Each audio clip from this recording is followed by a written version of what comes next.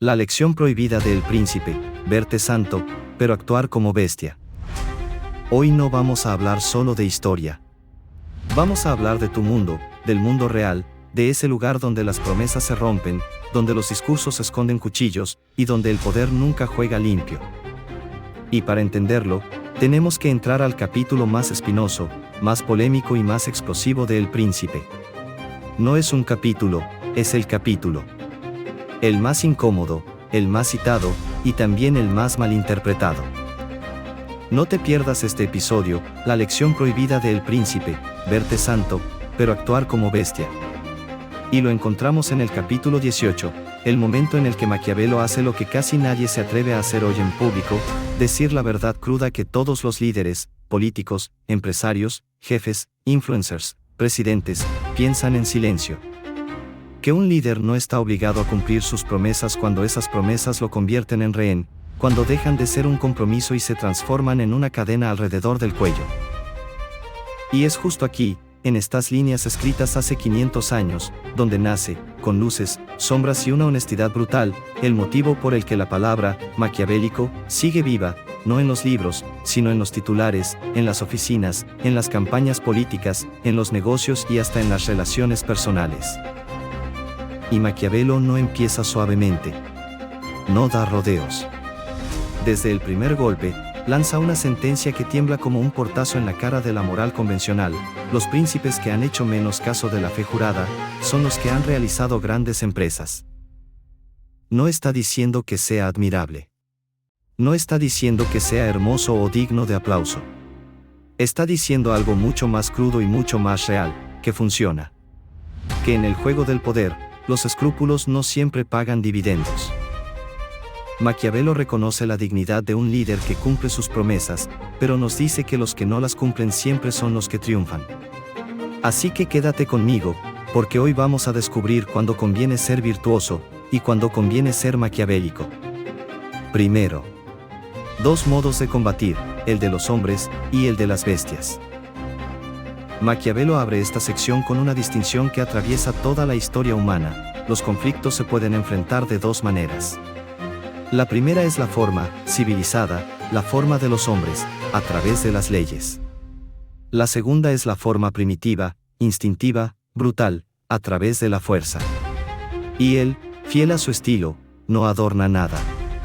Lo dice con la claridad de quien conoce el poder desde adentro, pero como a menudo la primera no basta, es forzoso recurrir a la segunda. Por eso Maquiavelo trae a escena una imagen poderosa, casi mitológica, la figura del centauro Quirón, el maestro de Aquiles, mitad hombre, mitad bestia. Y cita, un príncipe debe saber emplear las cualidades de ambas naturalezas. Una metáfora hermosa y brutal al mismo tiempo, criatura mitad humano, mitad bestia. Según los antiguos quisieron decirnos que debíamos ser como el maestro Quirón y dominar las dos naturalezas. La parte humana representa la razón, la virtud, la prudencia. La parte bestia representa la fuerza, la astucia, la ferocidad necesaria para sobrevivir. Y Maquiavelo deja claro que ninguna funciona sola. Que un líder que solo sea bueno, será devorado, y que un líder que solo sea bestia, terminará aislado o destruido. El equilibrio entre ambas naturalezas es lo que hace que un gobernante pueda sostenerse, avanzar y, finalmente, triunfar. Segundo, el príncipe debe ser zorro y león. Aquí entramos en terreno sagrado. Este es el punto en el que Maquiavelo deja de insinuar y dice, sin filtros, la verdad que incomoda a medio planeta desde hace siglos. Porque acá viene la línea icónica, la frase que ha sido citada en manuales de liderazgo, en series de televisión, en análisis de estrategia, y que aún hoy sigue siendo un espejo brutal de cómo funciona el poder. Maquiavelo dice, conviene que el príncipe se transforme en zorro para conocer las trampas, y en león para espantar a los lobos. Pero él no se detiene ahí, y nosotros tampoco deberíamos hacerlo. La genialidad aparece cuando amplía la idea, cuando desnuda el mecanismo completo del poder animalizado. Y nadie, absolutamente nadie, ha logrado explicarlo mejor que él. De manera que, ya que se ve obligado a comportarse como bestia, conviene que el príncipe se transforme en zorro y en león, porque el león no sabe protegerse de las trampas ni el zorro protegerse de los lobos. Hay, pues, que ser zorro para conocer las trampas y león para espantar a los lobos. Los que solo se sirven de las cualidades del león demuestran poca experiencia.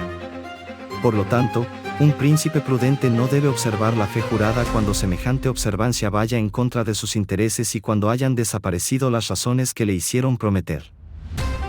Este párrafo es oro puro.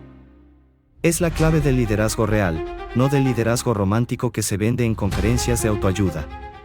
Maquiavelo está diciendo que si el poder fuera un ecosistema, el gobernante no puede ser solo una criatura. El mundo real, y más aún el mundo actual, funciona como una selva. Hay trampas, hay depredadores, hay alianzas que duran 10 minutos y hay falsas promesas que duran todavía menos. Y es aquí donde la metáfora se vuelve actual. En política, el que solo es león termina cayendo en escándalos porque confió en la persona equivocada. En los negocios, el que solo es zorro es arrasado por alguien con más fuerza, más recursos o menos escrúpulos. En la vida diaria, el que confía ciegamente en la palabra de todos termina pagando el precio. Porque lo que Maquiavelo explica hace 5 siglos sigue siendo verdad hoy. Si solo eres león, te meten en una trampa.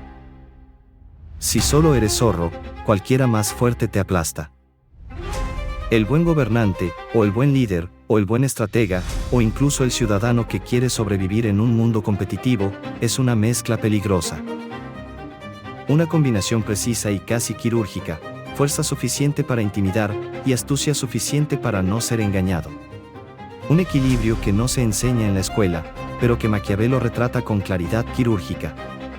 Porque, al final, no se trata de elegir entre la fuerza o la astucia, sino de dominar ambas sin que ninguna te domine a ti. Maquiavelo se anticipa al argumento de los inocentes, parafraseando: si estás rodeado de personas que respetan las reglas, tú también puedes jugar con reglas. Pero si te mueves en un ambiente donde todos muerden, donde todos apuñalan, donde todos esconden garras, no puedes entrar al agua como una paloma entre tiburones. Te devoran antes de que entiendas lo que pasó. Tercero. El punto central del capítulo: no cumplir promesas cuando ya no conviene. Hablemos del corazón del capítulo 18. La idea que Maquiavelo insinúa desde la primera línea y que, finalmente, deja caer como un martillazo: el gobernante no está obligado a mantener su palabra cuando mantenerla significa perder poder, quedar expuesto o convertirse en víctima de su propia honestidad. Y aquí aparece la frase que arde como hierro caliente, la que durante siglos ha generado escándalo, debates y acusaciones de cinismo: un príncipe prudente no debe observar la fe jurada cuando semejante observancia vaya en contra de sus intereses. No lo suaviza. No lo endulza. No lo disfraza bajo metáforas moralistas. Maquiavelo simplemente lo declara, con una frialdad quirúrgica, como quien da un diagnóstico inevitable. Y después explica por qué, con una lógica tan incómoda como irrefutable, la gente no siempre cumple contigo. Los aliados traicionan, los socios mienten, los enemigos prometen paz mientras afilan cuchillos detrás de la espalda. Entonces, ¿por qué un líder debería ser el único obligado a cumplir ciegamente lo que prometió, incluso cuando la realidad ha cambiado por completo? Además, las circunstancias que te llevaron a prometer algo pueden transformarse. Lo que ayer era útil, hoy puede ser una desventaja mortal. Lo que ayer parecía seguro, hoy puede hundirte. Y luego, Maquiavelo lanza uno de los golpes más fríos, más duros y más realistas de todo el libro.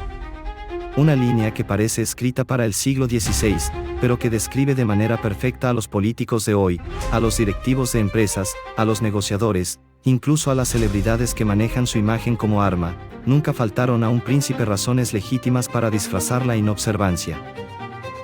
Es decir, si un gobernante quiere romper su palabra, siempre encontrará motivos legítimos para justificarlo. Siempre habrá una excusa, una explicación, una narrativa que convertir en discurso convincente. Porque en el mundo real, no en el ideal, no en el de los cuentos morales, las razones para romper una promesa siempre aparecen. Y, como remata la lógica maquiavélica, quien mejor sabe fingir, triunfa. No se trata solo de romper una palabra, sino de hacerlo con una estrategia que mantenga el respeto, el temor o la admiración de los demás. Porque en el terreno del poder, gana quien domina el arte de parecer confiable cuando le conviene, y el arte de romper compromisos cuando la realidad lo exige.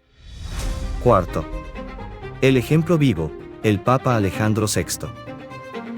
Maquiavelo no especula. No habla en abstracto. Señala con nombre y apellido al líder que, para él, encarna a la perfección la sabiduría brutal del poder. Lo escribe sin temblarle la mano, sin miedo a la figura más poderosa de su época después de los reyes. Alejandro VI nunca hizo ni pensó en otra cosa que en engañar a los hombres. Y no se queda ahí. Añade una frase aún más dura, casi irreverente para su tiempo: jamás hubo hombre que prometiese con más desparpajo ni que hiciera tantos juramentos sin cumplir ninguno. Pero lo verdaderamente sorprendente no es la acusación. Lo impactante es lo que viene después, la observación que rompe toda moral ingenua. Los engaños siempre le salieron a pedir de boca, porque conocía bien esta parte del mundo. Ahí está el punto. Alejandro VI no cayó por ser falso. No fue castigado por manipular, por mentir, por prometer y traicionar. Al contrario, triunfó precisamente porque entendió a la perfección a los hombres con los que trataba. Comprendió la naturaleza humana, ambiciosa, voluble, interesada. Y jugó mejor que ellos. Maquiavelo lo expone como un ejemplo vivo: no gana el más puro. No gana el más sincero. Gana el que lee el tablero con claridad, y hace exactamente lo que el tablero exige.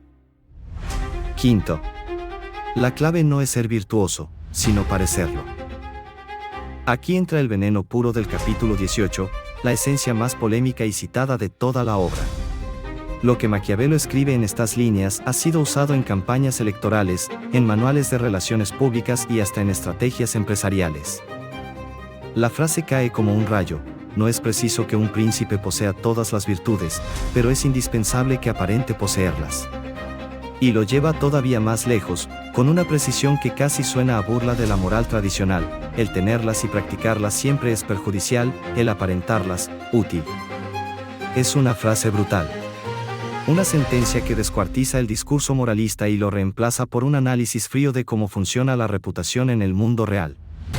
Maquiavelo no dice que la virtud sea mala. Aclara algo mucho más incómodo: está bien ser piadoso, fiel, recto y humano, siempre que eso no te destruya. Pero cuando el poder está en juego, cuando la supervivencia del Estado pende de un hilo, el príncipe debe estar dispuesto, si es necesario, a actuar contra la fe, contra la caridad, contra la humanidad e incluso contra la religión. En otras palabras, mostrar el bien, practicarlo solo cuando convenga.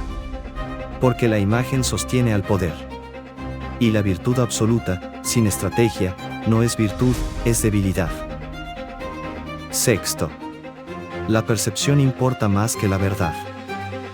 Maquiavelo da aquí una de las frases más dolorosamente actuales, una que explica desde campañas políticas hasta guerras mediáticas, desde redes sociales hasta estrategias de liderazgo: todos ven lo que pareces ser, mas pocos saben lo que eres.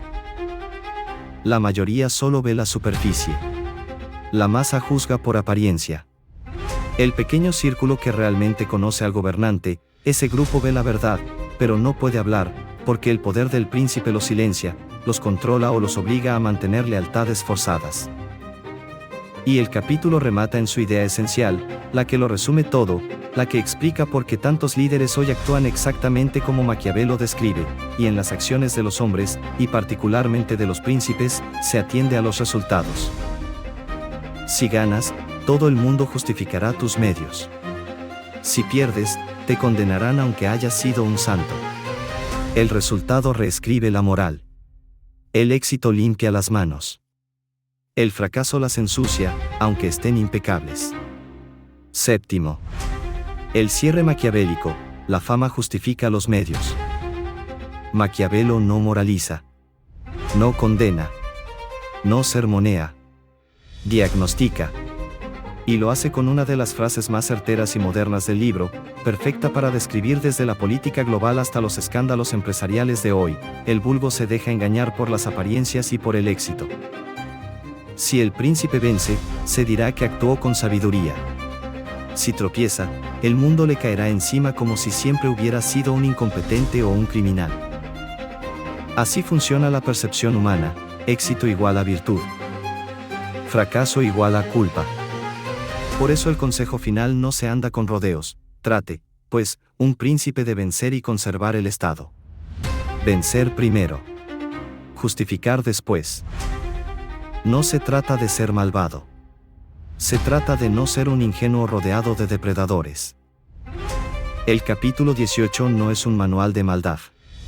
No es un llamado a traicionar, mentir o destruir.